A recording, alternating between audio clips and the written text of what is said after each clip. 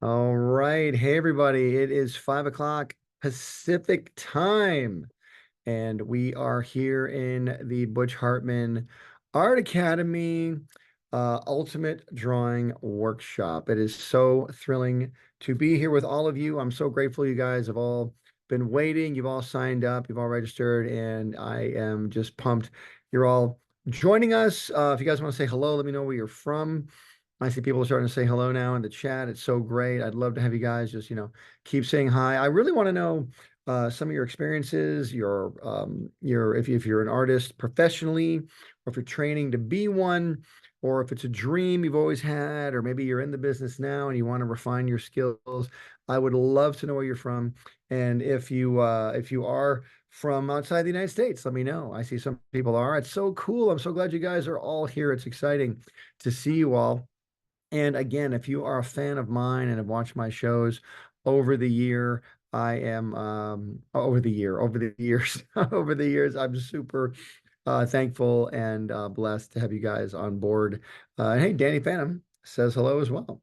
So we got people from Birmingham, Arizona, Belgium. I see Canada in there, Georgia, Brooklyn. Man, everybody everywhere. These cartoons reach far and wide, don't they? And part of the reason we're doing this webinar and the reason I want to teach you guys a lot of the things that I know is because I want you guys to be able to reach the entire world as well with your awesome creations. It's your creations that are going to end up making a difference in someone's life. Hopefully, my creations have made some small impact in your life. I'm certainly glad that you have responded so well to my stuff over the years, and so grateful. Whoever thinks that when they're about to do, you know, their their show, doing a cartoon and getting it put onto a network like Nickelodeon. Here on Fairly Odd Parents began airing as a series in 2001. Here we are 23 years later, and people are still enjoying it. And I'm just so grateful, which led to other shows like Danny Phantom and my show Tough Puppy and Bunsen is a Beast and all the other stuff I get to do. Super, super excited. So here we are. I'm going to begin sharing my screen and telling you all a little bit about my story to start with, so you guys can see I'm just like you. And I come from, humble beginnings, as I'm sure many of you do. And I am just, I'm just a guy who wanted to be a cartoonist. And how do you go about doing that? How do you go about turning your art or your love of drawing into something you can earn money with or making it into a living? Like, how many people out there, and you can say me in the chat or yes with a thumbs up in the chat, how many people out there want to make a living doing what you love? How many people out there want to make a living doing what you love? I'm going to share my screen here and let me get down here to the share screen and we'll go there. Yes, so I'm going to make this into a slideshow. So we'll be getting, whoops, let me go back to the beginning. Hold 1 second. I jumped, yeah, that's me doing my best to not do the slides right. So let me go back to the slideshow and make this happen. Let me see. So going back to this, and I want to make sure I'm doing the right thing here because my team is so excited that I am on the webinar here. So I want to make sure that I'm doing the slideshow right.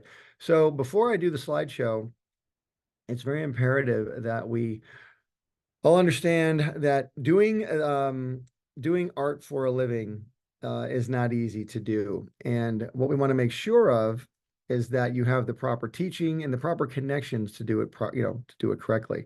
And that's what I'm here for. So let's get back into this. So now I will share my screen again. There we go. All right, now there we go. Go to view. Okay, slideshow. Now, okay, now we're in the proper thing. Okay, got it. All right, so welcome to the Ultimate Drawing Workshop. And again, if you're here, this is to teach you the basics. And when I say basics, I don't mean the boring basics. I don't mean things that are like, oh, really? I know how to pick up a pencil. I know how to sharpen it. I know how to, I know how to go to the art store and buy a sketch pad. Not that type of stuff. I'm talking about actually applying your skills to creating a Swiss Army knife, basically, of things you can be good at. I want you to be good at what you do, but I want you to be marketable. Remember that word, write that down, marketable. Yeah, but Butch, I'm just doing this because I love it. I get that. That's wonderful. I'm thrilled that you're doing it because you love it. But if you want to make a living at it, there are some skills you have to learn. And that's where this Ultimate Drawing Workshop comes in. And this is all based on just some of the things I've learned over 35 years. That's right, I said 35 years in the business. So here we go. So let's move on. Hopefully I'm wearing that. Hello, I'm Butch Hartman. That's me. By the way, that caricature was not drawn by me. That was drawn by one of my artists a few years ago. I just think it's funny. So this is my story. Now I'm going to go over my story briefly. I had a webinar a couple months ago where I did talk about my story in great detail, but I'm going to do a few less details here because I want you all to kind of get, I want you to hear about the skills more than my story. But I do want you to know what my story is, so you can see that in many, many ways, I'm probably a lot like you are. You know, I come from, well, let me just get into it. Here we go. So I'm from Michigan, which is you couldn't get a state that's less involved in the entertainment business. Michigan. There's not to slam Michigan. I love Michigan. It's a beautiful place. But yeah, there's just no entertainment industry there. There's a few things, there are some agencies here and there, but pretty much it's a Midwestern state, beautiful with lakes and all that, and just not a ton of entertainment. But there are televisions.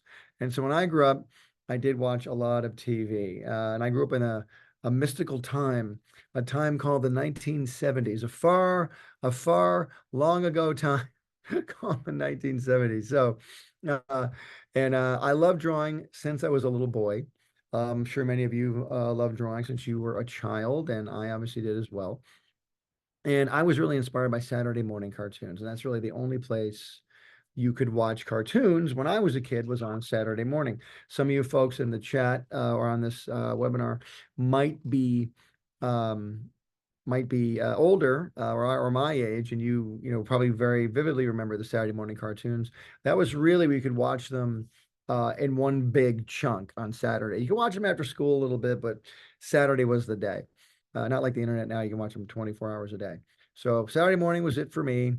They gave me a real vision for my future. Shows like Scooby-Doo, and I'm gonna get into it, a little bit more, Yogi Bear and Fred Flintstone and that type of stuff. I used to love Tex Avery. Tex Avery was the king of cartoons, basically. Made a lot of cartoons for MGM, did a lot of the Droopy cartoons, a lot of Red Hot Riding Hood, a lot of very expressive, extremely funny, comedically based cartoons. Loved him. Looney Tunes, obviously, I loved. I say obviously because everybody loves Looney Tunes. Bugs Bunny, Porky Pig, Daffy Duck. I used to love Daffy Duck, probably my favorite character of all time. Just his motivation is to destroy Bugs Bunny for no reason, but he always got a comeuppance. That's what I love is when the bad guy gets a comeuppance. That's the best for me. Foghorn Leghorn, obviously Tweety Bird, Elmer Fudd, all those characters, really, really funny. And they would show those a lot on TV. They were actually made for movie theaters back in the 1940s and 50s, but they really showed them a lot on TV when I was growing up.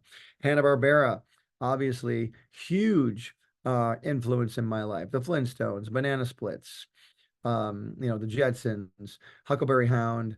The list goes on. The list goes on. There's tons of amazing cartoons from Hanna-Barbera. They owned Saturday morning for probably 20 years, from the 60s to the 80s. So, a very big fan of that company and that style. And of course, Disney. But Disney cartoons, when I was a kid, really weren't on that often. They weren't on TV a lot. There were some on The Wonderful World of Disney. You could see some short cartoons, Disney shorts, but the features you could only see when they would come to a movie theater. And they wouldn't come out very often. And so I really didn't get to see a lot of Disney features growing up. I saw some and I would see clips of them, but I really only saw them sporadically. So I was really mostly influenced by the comedic stuff from Hanna-Barbera and Bugs Bunny and Tex Avery and things like that, Chuck Jones, all those types of people and producers. Ended up going through high school, loving animation in Michigan, but not knowing where I wanted to go to school. And so I ended up wanting to come to California, and I ended up enrolling in a school called California Institute of the Arts in 1983 when I was 18. That's right. I left Michigan at age 18 to go to California Institute of the Arts in California. And I left by myself. I got enrolled in the character animation program. It was one of the few programs in the country that actually taught animation at the level I wanted to take it at. I was very fortunate to get into the school. I worked very hard on my portfolio. That's a whole other long story. But got into Cal Arts and came out here by myself. Um, Let me see. So, okay, I ended up creating, you know, I'm going to jump ahead real fast here. The Fairly Odd Parents premiered in 2001 and ended up running for 18 years on Nickelodeon. I created that show. Again, I was in the industry from 1986 to 2001, and that is when The Fairly Odd Parents premiered. A very detailed story as to how that happened, but I'm just cutting to the chase here real quick.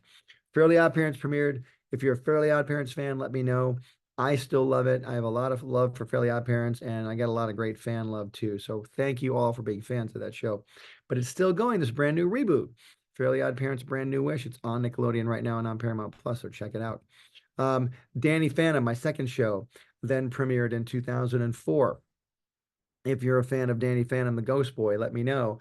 I loved working on that show. So I was making Fairly Odd Parents and Danny Phantom at the same time. Tough Puppy, my third show on Nickelodeon, premiered in 2010. So now I got three series going. Danny Phantom ended, but Fairly Odd Parents was still running, and I was able to do Tough Puppy at the same time as Fairly Odd Parents. I call Fairly Odd Parents the train that kept running while other shows would hop on. Danny Phantom hopped on, then Tough Puppy hopped on, and you know, that was really fun. So what a joy, what a blessing to do all those wonderful things at Nickelodeon. I really love my time there. And Bunsen is a Beast was my fourth show at Nickelodeon. Many of you may have seen it. Many of you probably didn't. It ran for one season. It's an amazing show. It's very funny, beautiful to look at too. If you get a chance, I encourage you to find Bunsen as a Beast and get a chance. If you get a chance to watch it, I think you really enjoy it. So that premiered in 2016. I ended up leaving Nickelodeon in 2018. I started producing this show called The Garden Cartoon, which is a Christian-based TV show, cartoon, and along the lines of Veggie Tales. It premiered in 2023. You can find more information about it at gardencartoon.com. We're on a bunch of Christian platforms. We're about to go worldwide this August in just a couple of weeks. We're going to be on a whole bunch of new platforms. So you're going to be able to see a lot more of the Garden Cartoon coming up. We also have a YouTube channel. You can check it out there, and a Garden Cartoon app where all of our episodes are available so far. So check that out as well. Um, Here are my duties and experiences in all of my shows. I created all of them. I pitched and sold all of them to a network or a studio. I negotiated all the financial deals regarding them. I was heavily involved in all the writing, the art, the animation, the voice directing, the editing, and the music on all of them. And I wrote all my own theme songs. I also did voices on them as well occasionally, didn't do the main voices. So those are all the duties I had. I wasn't just an artist after a while. I became a producer and a creator and all that type of stuff. So you can do all the same things, but you got to start somewhere. So where are we going to start? So I have a social media following, 2.4 million on TikTok. YouTube, I'm at 864. Instagram, it's more than that now. I'm about 245K, and Facebook's around 402,000. So these numbers have gone up a little bit. So very grateful for all of that. Thank you for following me if you do. And how do I start is what you're probably asking. Let's go back to this. Social media, all these things, all the things I just talked to you about, my story, a very brief, extremely brief version of my story. But how did I start? And more importantly, how do you start? You've probably already started. And like I said, I come from very humble beginnings. My parents did not have a lot of money. I did not have a lot of family members that had a great deal of influence in any business, let alone entertainment. But it really was through sheer determination and learning everything I could learn that changed everything for me. And it's a very slow process too. Um, Sometimes things happen overnight, extremely rarely. 99.9% of the time, it's a slow climb. I don't mean slow in a boring way or a miserable way, but you're being prepared as you go through your journey. You're learning how to lift more weight each and every day. You're not going to go into the gym and lift 10,000 pounds. You'll just kill yourself. You're going to go in and lift 5 pounds, 10 pounds, 20 pounds. You're going to work yourself up to learning more. So how do we start? How do you start? What skills do you need to keep going in the animation industry or even get in the animation industry? What skills do you need? You need the basics. That's what you need. Okay. And everybody might know some of the basics. And I really hope you do. I think that's great if you do. If you don't know the basics, that's fine too. That's why we're here. But even if you know the basics, I want to make sure that you enhance your knowledge of the basics. And how do we do that? Let's walk through a few of the basics right now. Okay. And I want to make sure I get all of it in here before our webinar is over. I'm going to get it in as much as I can because guys, I have so much to tell you. And I love talking about this because I not only do I love talking about it because I'm a nerd and it's what I do all day long, but I want to talk about it with you because I want to help you because I didn't have a ton of help when I got in. I had a little bit of help because I ended up meeting some people that were older than me and could help me and stuff like that. But I had to get out to California, go through school and get into the industry to begin meeting these people. I didn't have anybody before I got into the industry that helped me at all. So I'm trying to help you guys, and I really hope that I can. So here we go. The basics. So character design is the first basic. Character design. So what is character design? Obviously, just like it sounds. Designing characters. How do you design a character? Why should you even bother designing a character? Right? Why is it important to design a character? It's because the audience will always identify with an appealing character. I hate to break this to you, or maybe I'm glad to break this to you, but whatever you're doing right now, whether you're drawing something in a sketch pad, or you're painting a mural on a wall, or you're doing a comic book, or you're animating a cartoon, or whatever it is you're doing a tattoo on someone's arm that's going to last forever. Careful doing that. Boy, I would never want to do a tattoo on somebody. I'd be because it's so permanent. You can't erase those. But whatever you're doing, understand something. Someone's going to look at it and someone's going to react to it. And they're going to react one of two ways. They're going to like it or they're not going to like it. And that's okay. Don't freak. If everyone doesn't like your stuff, don't quit. Don't stop. Oh my gosh, every human on earth doesn't like my stuff. Yeah, that's just gonna, that you'll never do anything then. You'll be terrified your whole life. I don't want you to be. I want you to go out there and understand that you can do whatever you put your mind to, and you can be great and you can impress a ton of people. All you got to do is believe that you can. But why is it important? Because the audience always identify with an appealing character. And how do you create an appealing character? Right? Someone the audience can identify with, someone that the audience is going to want to watch for 90 minutes on a giant screen. Listen, if you're doing a movie, it's 90 minutes. Doing a TV show, you might have to do episodes over and over and over and over again. People got to come back for those characters. Right now, I want you to think of some of your favorite characters in animation and why you love them so much. Part of the reason is because you reacted to the design of those characters, right? So here's some characters that you basically become a casting director. Become a casting director when you create really appealing characters. You're responsible for the look of the character. It could become a classic. I put these two examples. Obviously, I had to put one of mine in there, right? But SpongeBob, classic character. You will never not know what SpongeBob looks like. You'll always recognize him instantaneously. I'm pretty sure you'll recognize my characters instantaneously. They've been on TV that long. But how do you go about designing that character? Where do you stop? You might be drawing and drawing, going, when do I stop? How do I do this? How do I um, land on something appealing? How do you practice this? How do you practice doing character design, right? You begin with basic shapes. Basic shapes. I know it sounds completely, I guess, rudimentary or infantile almost. Really, basic shapes. I mean, these little squares and these triangles and circles turn into, characters like this. Well, if you look at The Incredibles, you can sort of see circles in there. You can see ovals. You can see some triangles. You can see some straight lines and curved lines. You know, look at these characters. You can see some big blocky shapes on the left character, and then you see some ovals and triangles on the character on the right. You can see these characters as well. You can see the shapes in their makeup and in their construction. If you're going to design a character, you're basically constructing them from the ground up, right? You begin with basic shapes. More on that later. We're going to come back to that. Okay, we're going to come back to it, we're going to talk about it. But we'll be talking about the basics of character design a little bit more later. So let's continue on.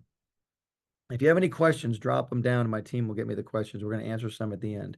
Next up is inking. We're doing a big talk about inking. Why? A lot of people are terrified of inking. And I know this because I was one of them. I would do a bunch of pencil drawings. May I have a pencil drawing here somewhere? Um, oh, here's what I'm doing right now, because the movie Deadpool and Wolverine is coming out. I have a drawing right here of Deadpool and Wolverine. You see my Deadpool, or excuse me, my Wolverine there in pencil. Deadpool is coming along, but I haven't inked Wolverine yet. I'm going to, but here's one that I just finished of Deadpool and Wolverine, and it is inked. So here we go. This is a finished one. There's Deadpool there, and there's Wolverine behind him. So, this is an example of inking, but this started with a pencil drawing, just a normal piece of paper. But I love doing this stuff. I go to Comic Cons and I do commissions for people. Here's another Deadpool Wolverine that I did this week. Just a different, I got two of them here. So, these are two different ones, but they're, both hand drawn. But if I was terrified of inking, they just would have remained pencil drawings. Here's a very fun Danny Phantom one I just finished as well. See Danny Phantom down there being confronted by the ultimate enemy and Sam back there coming to his rescue. So there's a lot of ink going on in that. But how did I get to a level where I could put all that ink down confidently? I want you to write down the word confidence. Confidence is a huge word. You need to tattoo, there's that word tattoo again, onto your heart. We're talking about inking. This isn't about tattoos. This is about drawing on paper. Okay, so, or digitally inking as well, because it can be very, very similar. Let's talk about inking. Why is it important? Because it makes you a better artist. That's why. Makes you more marketable.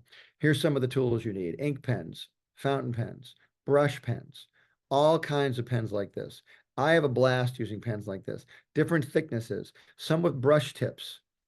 We've all had pens like this. We got to write a note to somebody, or we're in school. We have to write something in our notebook. But then there's artist pens that are super professional. Every time my wife grabs one of these pens to write like a note, I say, no, no, no, this isn't a civilian pen. And I'll give her like a ballpoint pen. This is for you.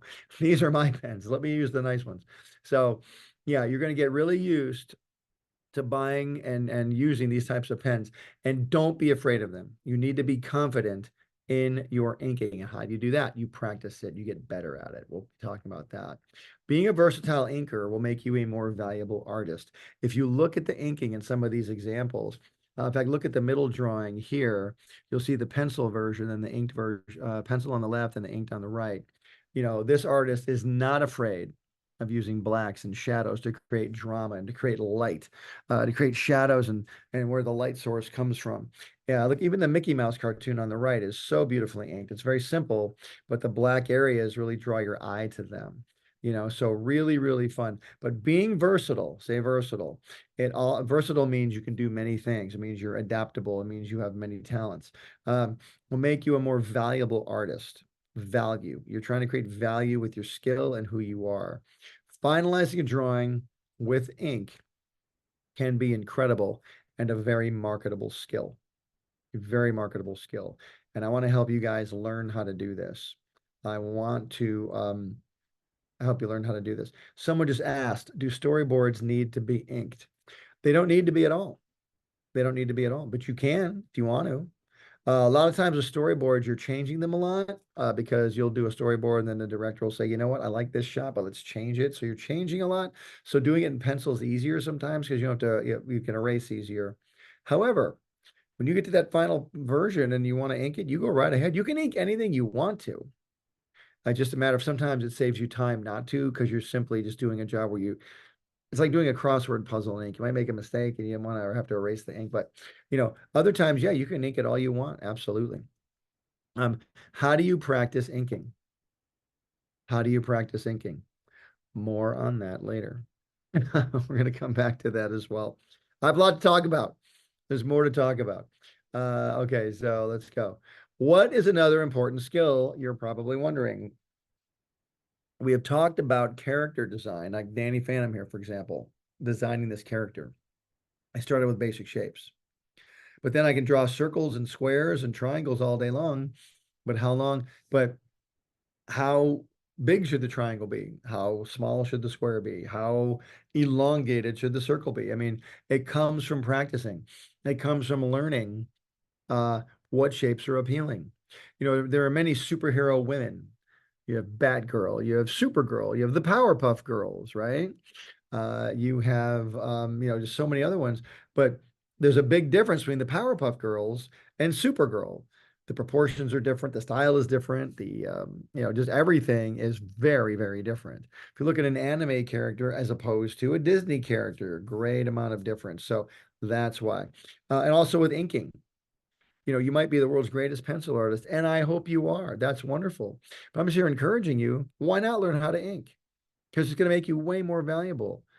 Comic book artists, when they pencil out their page, they get one amount of money, but then if they ink it as well, they get a second amount of money. So again, you make yourself more valuable. And it just really looks cool when you can ink something. It's a beautiful, beautiful, wonderful skill to have. So I want to teach you how to do that. So storyboarding is next. Talking about storyboarding. What are storyboards? We'll talk about them in a second. I got this Lilo and Stitch storyboard here. A storyboard, basically, for lack of a better word, is a comic strip. It's a comic strip. If you think of a comic strip that you've seen or a comic book that you've seen, they're really storyboards because you're following panels of art that lead your eye and your mind along a path that tells a story. Storyboarding. Let's go into it. What is a storyboard? Quite literally, what it sounds like. If you see this picture I put here, it's a giant bulletin board, and you put little story cards on it. Or you have to put the cards on. You can actually print paper out that's got little frames of a storyboard, and you can draw on the frames. That's what I usually do, or did in the past when it was just a paper world. Then digital technology came around, so now I do a lot of my storyboarding on my iPad and do it digitally. But what is a storyboard? A storyboard is basically a rough version of the film you're trying to create. A lot of films, in fact, most films start off with a storyboard. Why? It's way cheaper to draw a storyboard and put it up on a wall and see if the story is working. Okay, the character jumps here, character runs here, character falls here, character meets the other character here. Okay, let's see how that's flowing. I don't like this part where he falls. It seems mean. Let's get that out of there. So you're making cuts. I don't like this far shot. Let's go to a close-up there. Can we go do a close-up here? Let's do an overhead shot so we can see where the bad guy is and all that type of stuff. Storyboard is quite literally storytelling. In fact, everything you're doing is about storytelling. You should check out my other course, storytelling course that I have. But that's another course. But this is all about basic skills for your animation and art career. So storyboarding, very important. And how do you do a storyboard? Storyboard, like I said, it's a roadmap for the audience to follow. Where you taking the audience? You're taking them underneath the ground, you're taking them up in the air, taking them into the tree, you're taking them under the bed, are you taking them into a toy box? You're taking them into, the bathtub. Where are you taking the audience? The audience will only go where you take them. Take them somewhere boring, you're going to lose the audience. That's why it's interesting. You'll see movie studios spend multiple billions of dollars on a movie and it doesn't do well. And you're like, why didn't it do well? Most of the time, it didn't do well because the story wasn't told well. You took the audience somewhere that bored them, or they didn't get or understand, or they just simply didn't like. And so it's really challenging to figure out what an audience will like. And then once you know what they like, how do I best convey this story? All of entertainment is a giant guessing game for a little while. Once you land on your skill level once you get to a certain level of your skills being where they need to be, it'll become a lot easier for you. But so you got the character design, the inking, and now the storyboarding. We're going into this. This is a true sign of someone who's a filmmaker too, when you can do a great storyboard. A great storyboard can bring the show to life. This is an example of a Fairly Odd Parents storyboard I did, my gosh, 24 years ago or so. What's it say, 2000 on the bottom right there? Yeah, I did this 24 years ago. As an episode of Fairly Odd Parents. And drawn in pencil, as you can see, and I was drawn on paper with panels. And so the artists animating the show can see what shots I was thinking of. I want to do a pan here. And when I say pan, the camera's panning. But see, you're not working with a physical camera at the storyboard. The camera's here in your mind.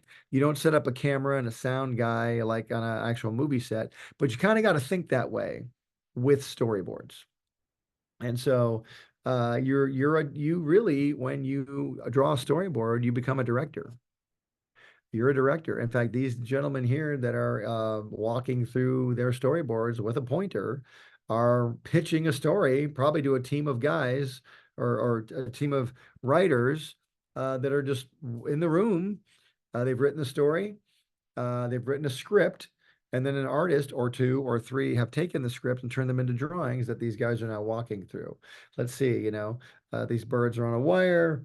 The birds fall in love. One bird falls off the wire. Is that funny enough? Oh, we could add a gag here. It'd be funny if he fell into a can of paint and now he's a different color, whatever it is.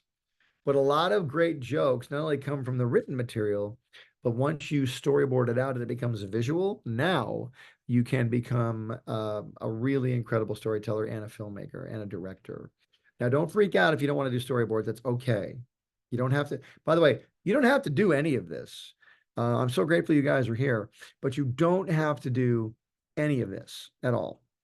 But I'm here to tell you that you can do all of it if you want to.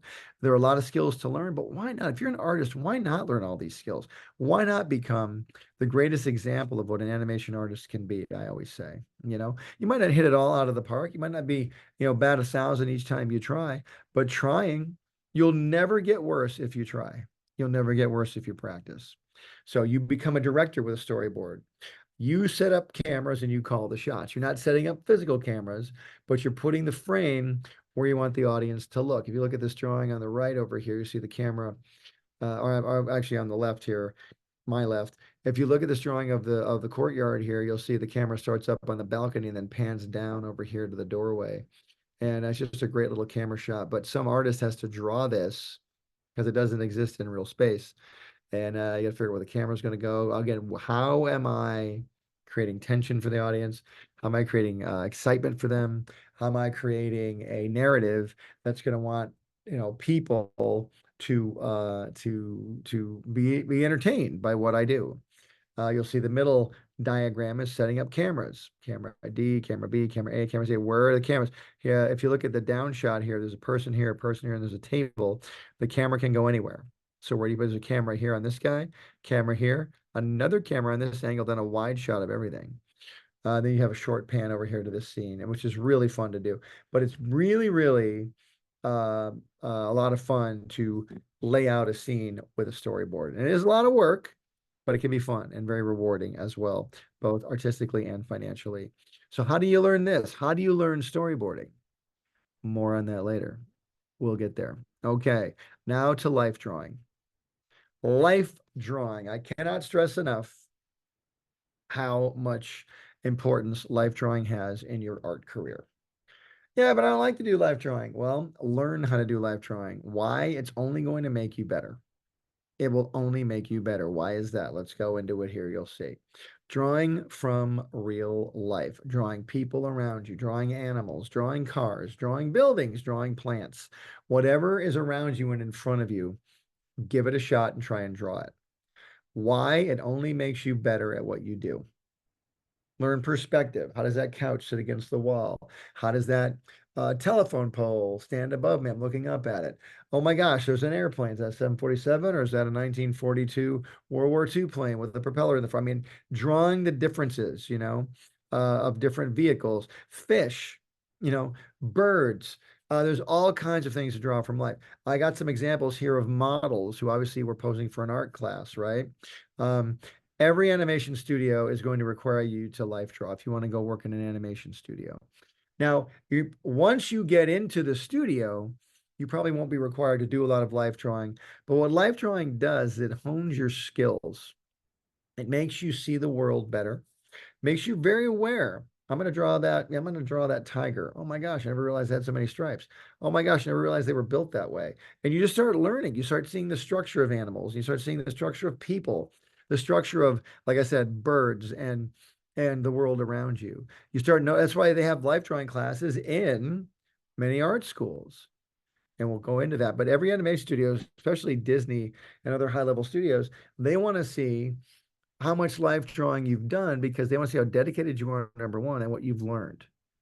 Because life drawing will make you better at all the fun cartoon stuff you want to do. And why is that? We'll talk about that in a sec. I have spent countless hours life drawing. These aren't my drawings here. These are not my drawings, but I have drawings like this. I just couldn't find any of my drawings because I have them in sketch pads uh, buried in my house. However, I found some great examples, but these are great examples of life drawing. Just people drawing stuff around their house, drawing friends, drawing models in school, art school models, things like that. Um, it's very helpful. It makes you better at what you do. It'll help you draw things like this. You want to draw superheroes, you want to draw comic books, you want to draw fantasy characters that are based on humanity. It'll really, really help you draw stuff like this. So if you can't draw the real, you're not going to be able to draw the surreal. You see, I got two examples here. I got Garfield, who's a cartoon cat, and then you have a real cat. Yes, Garfield looks nothing like a real cat. However, I guarantee you, Jim Davis, the guy who created Garfield, most definitely drew some real cats once he landed on the final design of Garfield. And then just that really cool horse on the right. Obviously, the artist, whoever did that horse, had to know how a real horse moved. How's the real horse's face structured? Yeah, and then they cartoonify it. They give it some personification. They make it into a human being looking. I mean, they give it human expressions and things, but it's all based on the horse's true structure. I have a question here. What are the main details to focus on when drawing animals? Someone said the structure of their bodies and the structure of their heads. Look at what animals you want to draw. Do you want to draw cats? You want to draw dogs? You want to draw horses? You want to draw ducks? What do you want to draw? The main details to focus on are how they're built and how they move. Because you might be called upon to animate a scene where there's a person riding a horse, and you better darn sure know how a horse moves. Or if you're going to draw a comic book where someone is, going to, also ride a horse in the comic book. How does a horse look from the front, from the back? Maybe the character is fighting a wolf. The wolf's attacking him. He's got a sword or something. I don't know. But how does that wolf look from certain angles? You'll be so much more freer as an artist and more loose when you can draw something from every angle. I know I'm throwing a lot at you here. Don't get me wrong. I'm not trying to intimidate you. I'm just trying to stress the importance of knowledge of your subject. Okay. And so how do you practice this? I've been asking that question a lot. How do you practice this? How do you practice character design? How do you practice inking? How do you practice life drawing? How do you practice storyboarding? I'm so glad you asked. By the way, I love this little raccoon. Obviously, someone looked at some real raccoons and they were able then to cartoonify the raccoon.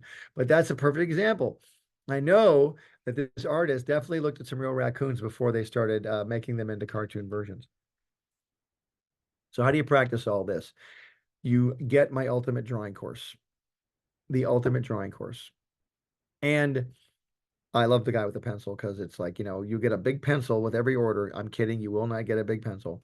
Wouldn't it be cool if you did, but you won't be getting a big pencil. But your pencil, your pen will feel massively huge because you're going to be so talented at using it. I feel like there's so much power in it and so much skill. It's going to be awesome. So, a course that teaches all four skills we just talked about. It teaches character design. It teaches inking. It teaches storyboarding. It teaches life drawing. The Ultimate Drawing course teaches all of these. I teach you step by step character designs, the basics, inking, some great stuff, storyboarding, which there aren't a ton of storyboarding courses out there.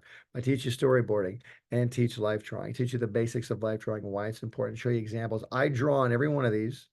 I film myself drawings. You can watch and follow along if you want. All the stuff I just talked about, I talk about in greater detail than I've been talking about it here. I couldn't even touch on half the stuff I want to talk about in all these that I talk about in all these courses on this webinar. There just isn't enough time. So, for now, the course offer, it's a limited time offer. You get $70 off the full price course for the next 48 hours only. So for the next 2 days, you get $70 off. Use the code DRAW at checkout. I've also got a payment plan available. A coupon doesn't apply. It says right there. There's over 20 lessons in each one of those courses: character design, storyboarding, life drawing, and inking. There's over 20 lessons. The course will teach you some major skills. It's normally 297, now it's 227. Take advantage of the deal today. My team has placed a link in the chat, but guys, with the outcome of this course is going to radically alter your thinking about drawing and art in general. Um, I want to open up some Q&A. I got some questions here already, but I want to ask you now, did you get anything out of what I just talked about? Did it encourage you? Did it inspire you? Did it scare you? I hope it didn't scare you, but I do hope that it opened up some questions you may or may not have had, like, wow, I do need to learn this. You know what? I could use some help there. Even if you don't get the help from me, I want you to get it somewhere because as an artist, I always say NSD, never stop drawing. I draw every day.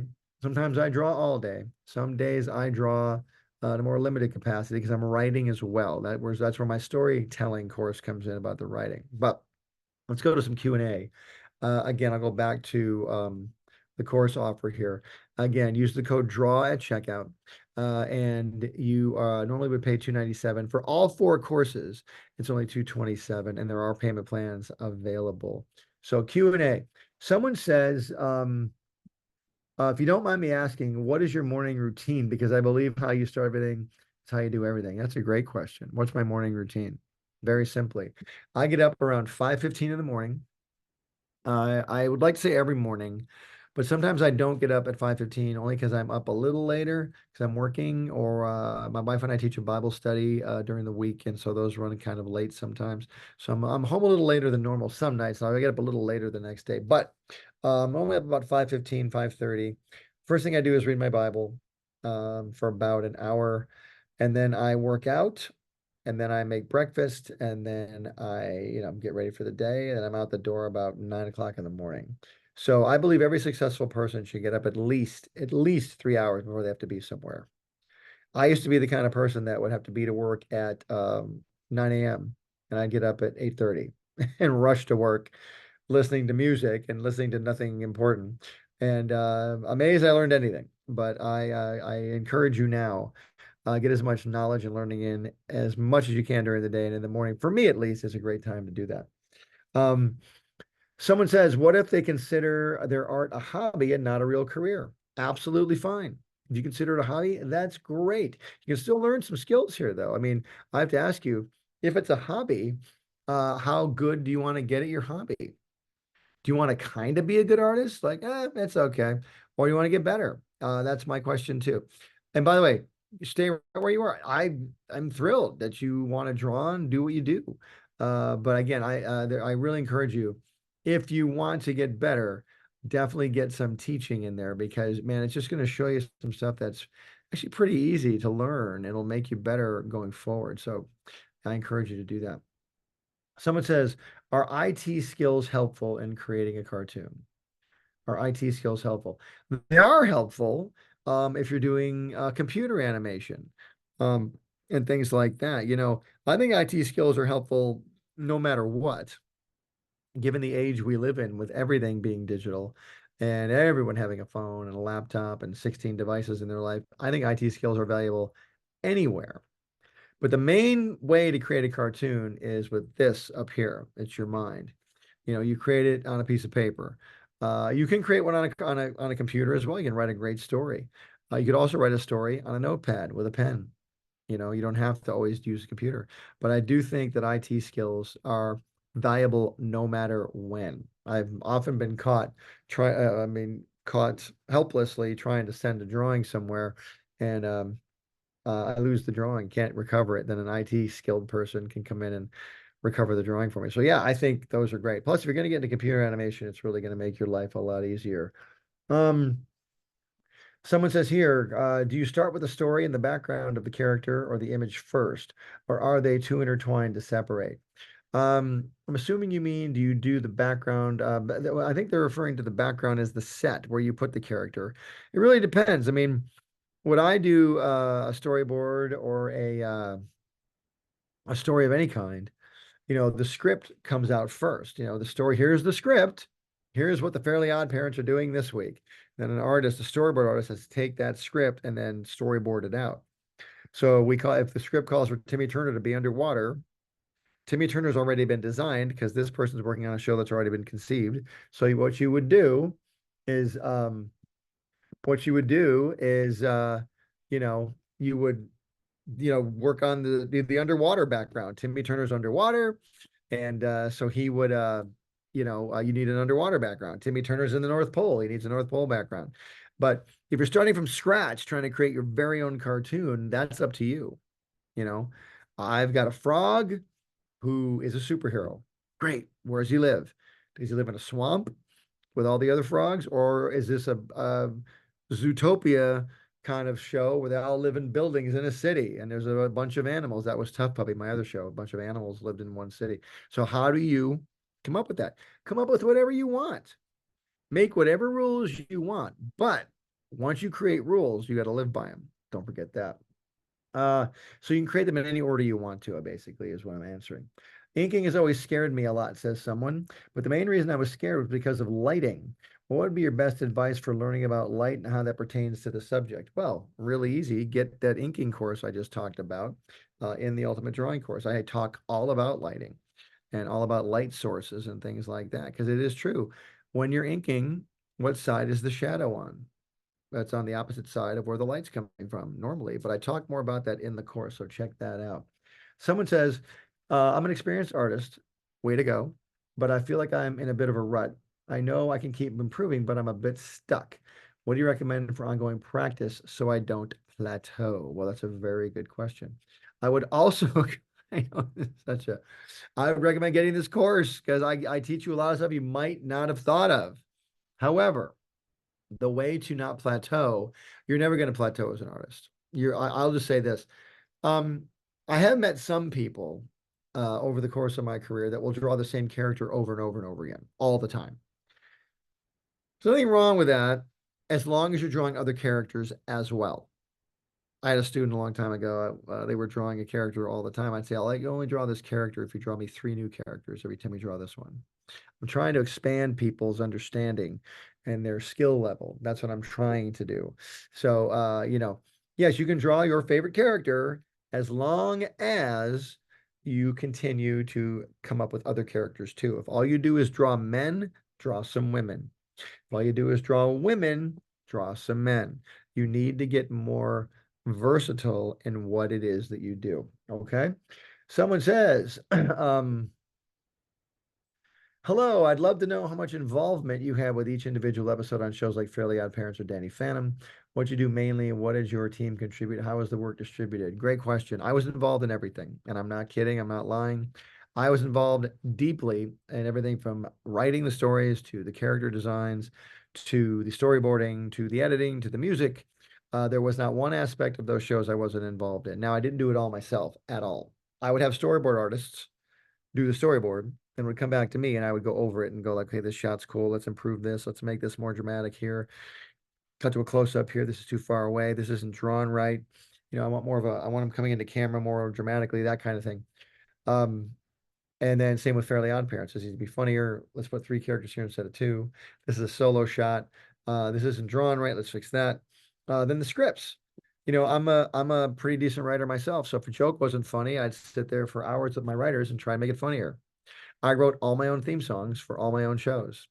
I helped with the music. I sat with the musician who would do the music for my shows, and I would come up with melodies with him. He did all the music, but I would come up with ideas and suggestions. So I wanted to be as involved as possible because I really wanted it to be the vision that I had. So if you want it to be your vision, get involved. But I could have been scared of the vision. Like I used to direct all the voice sessions too. I'd have all the voice actors in there and I'd be directing them. Say this louder, say that quieter, be a little more like this. I have no problem directing actors, but a lot of artists like me don't want to direct actors. So they'll hire a voice director. So the voice director will say everything and they'll be sitting behind the voice director because they don't want to talk to the actors or they're a little bit uncomfortable. I was never like that. So some people can be less involved, but in that aspect, I was very involved all the time. Let me see. Someone says, do I prefer doing storyboards and designs on paper or with pencils or digitally. I used to prefer paper because I am an older guy and we started with paper, but now I do all my storyboards digitally. It's just easier to send to people, a little bit easier to make changes. I do love that feel of pen on paper, pencil on paper. I love that old school kind of thing. You saw some of the drawings that I showed you earlier are drawn on actual, physical paper. My Deadpool Wolverine here. These are all because I always have a sketch pad with me, but I got my iPad with me as well. So, um, someone says, "What's the best place to start drawing an underwater scene?" I've got my show in the works. What's the best place to start drawing it? I mean, like in your living room or like how do you draw an underwater scene? Well, that's gonna take some practice. Well, you got to think what could be underwater. Is this a happy underwater place like SpongeBob, or is it a dark, scary underwater place like Pirates of the Caribbean? I mean, what type of mood are we trying to create? If you're gonna do something underwater, awesome. But what's the mood? Is it scary? Is it happy? Look at Finding Nemo. There's scary moments in that movie and there's happy moments in that movie. Mostly scary. But just what kind of mood are you trying to create? Dark and scary, super happy and fun and uplifting. You need to make the decision. I answered the main details to focus on when drawing animals question. Answered that one. Let's see. When I have a hard time drawing anything, how do I overcome it? Almost like writer's block. I'd love to ask you guys a favor, and this is just a favor. You do not have to do this. Please quit using terms like writer's block or artist block. That's a term I don't like. I don't like the fact that somebody coined it decades ago, and we're all sitting here having to use, oh, I can't think of something, so I have writer's block. No, you don't. You just can't think of something right at this second. Doesn't mean that in the next second you can't think of something.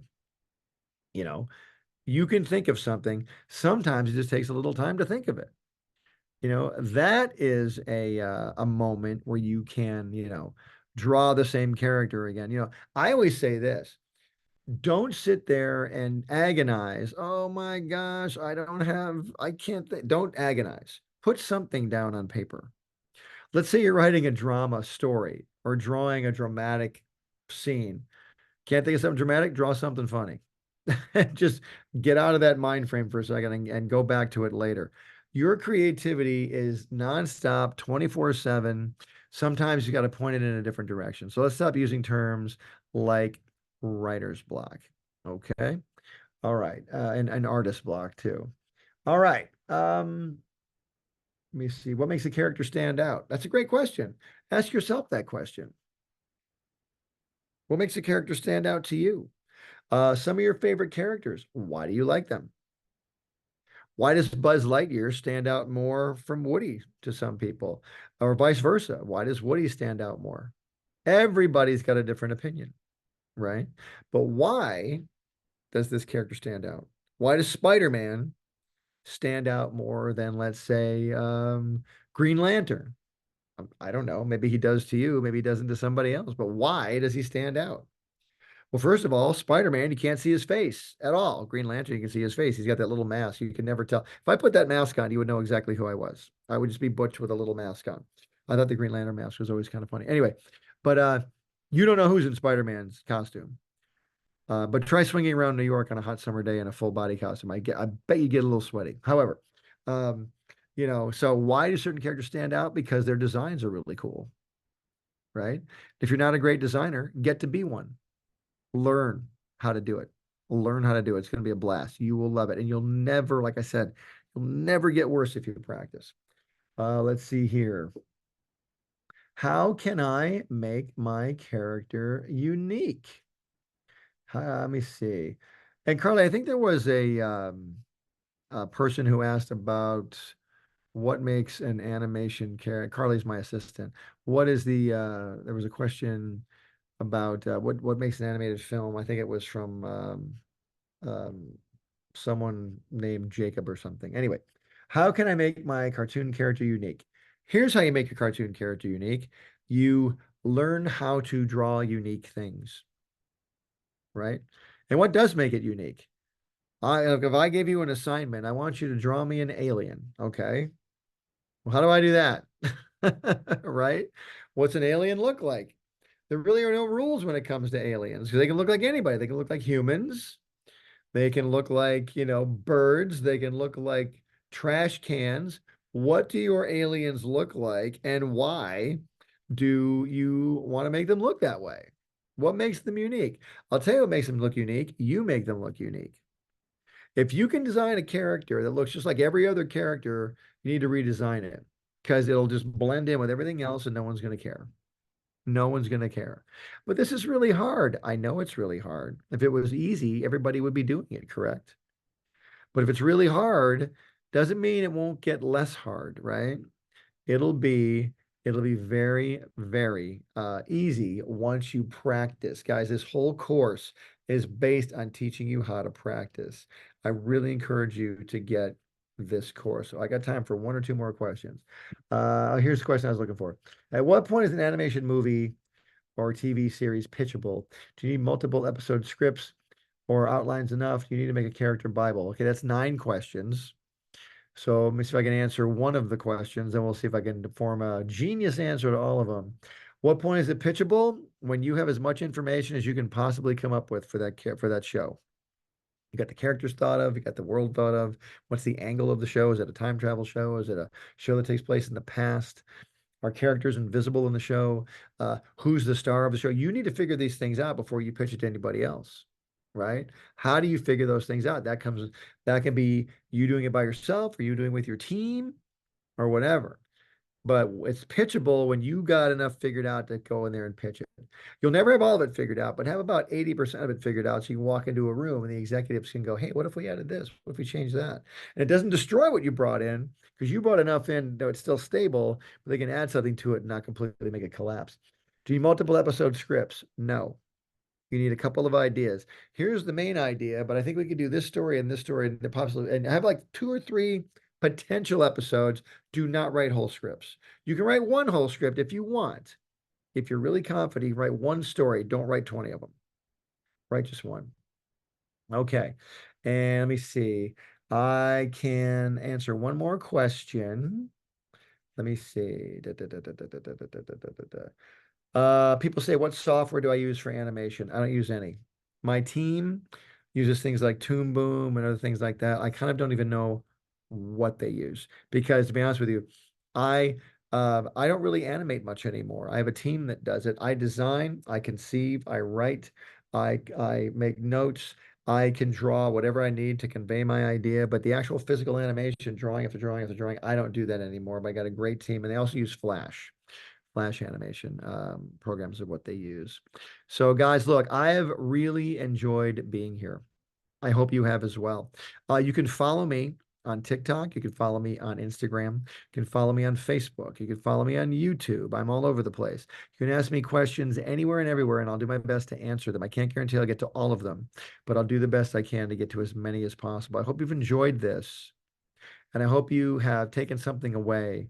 But I really want to encourage you, check out this course because it offers a lot for the value. There's a lot in here. There are 4 massive courses that teach a lot, and you'll get to see me draw a lot in every single one of them. I give you example after example after example. And if you're curious about writing and storytelling, as the last person was about pitching and Bibles and stuff, go check out my other course called Storytelling. Okay, it's storytelling course. Go check that out as well in the Butch Hartman Art Academy. You can follow the Butch Hartman Art Academy on Instagram as well. My own Instagram for that. And I'm so grateful, guys. Listen, you know, all of this is your choice. It's not my choice. I made my choice to learn as much as possible. I am certainly grateful if you're a fan, but if you have some talent and you want to keep pursuing it and getting better at what you do, um, whether you take my course or not, I encourage you to get some teaching. I really want you to learn. Immerse yourself in the craft even more.